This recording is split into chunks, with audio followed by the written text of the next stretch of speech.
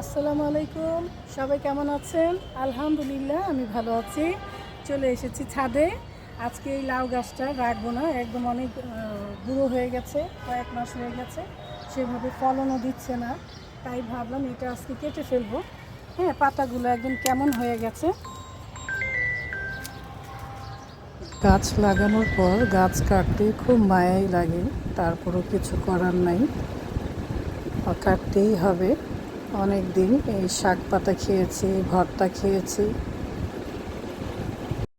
এই তো চলে এসেছি আমার রান্নাঘরে। আজকে কিছু বাজার করলাম, ঈদের পরে এই বাজার করলাম, সব শেষ। একটু সবজি কিনলাম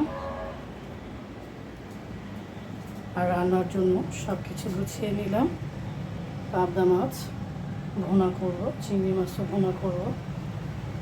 ভাত রান্না করা হয়ে গেছে, মসুরির ডালও রান্না করেছি, আম দিয়ে ডাল রান্না করেছি। এখন চিংড়ি মাছটা ভুনা করব, তেল দিয়ে দিচ্ছি। অল্প করেই তেল দিলাম, আমার ছেলে আবার বেশি তেল খায় না।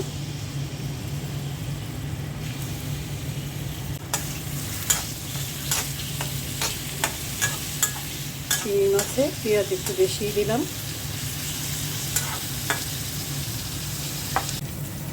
পেঁয়াজটা হালকা ভেজে নিলাম।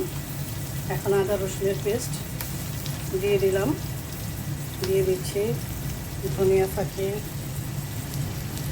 হলুদ ফাঁকি, শুকনো মরিচের ফাঁকি। ও ঝাল কম খায়, তাই ঝাল কম দিলাম। জিরে ফাঁকি দিয়ে দিলাম, লবণ।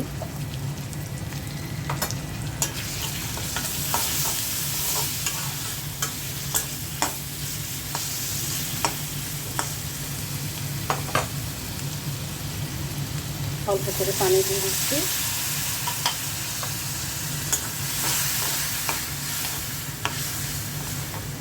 মশলাটা ভালো করে কষিয়ে পরে চিংড়ি মাছটা দিয়ে দিব। চিংড়ি মাছগুলো দিয়ে দিচ্ছি। বেশি বড় না চিংড়ি মাছগুলো, মিডিয়াম সাইজের।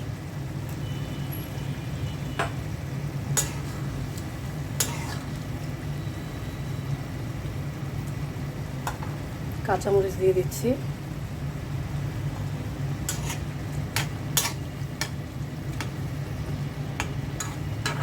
পাবদা মাছ ভেজে রান্না করব, তাই হলুদ ফাঁকি দিয়ে দিলাম, শুকনো মরিচের ফাঁকি, একটু আদা রসুনের পেস্ট দিয়ে দিচ্ছি, লবণ।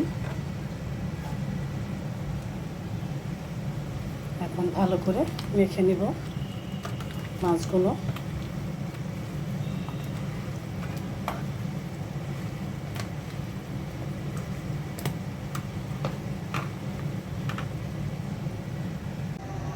পাবদা মাছগুলো ভেজে নিব।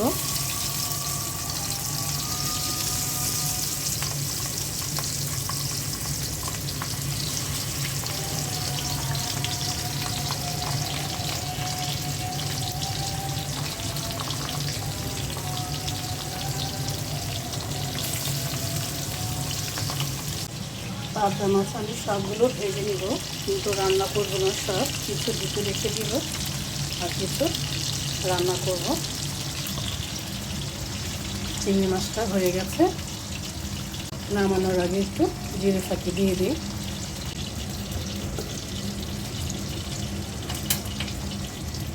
পাবদা মাছ ভেজে রেখে দিলে ডিপে রান্না করতেও সুবিধা হয়, চট করে বের করে রাখলেই হয়ে যায়। এই তো 4 পিস মাছ আমি ভেজে ডিপে রেখে দেব, যেন পরে রান্না করার সময় আমার বেশি ঝামেলা না হয়। মশলাটা পাবদা মাছ রান্নার জন্য কষিয়ে নিলাম। এখন মাছগুলো দিয়ে দিচ্ছি।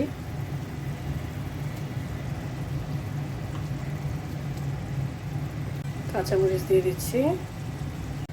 দিচ্ছি পানি।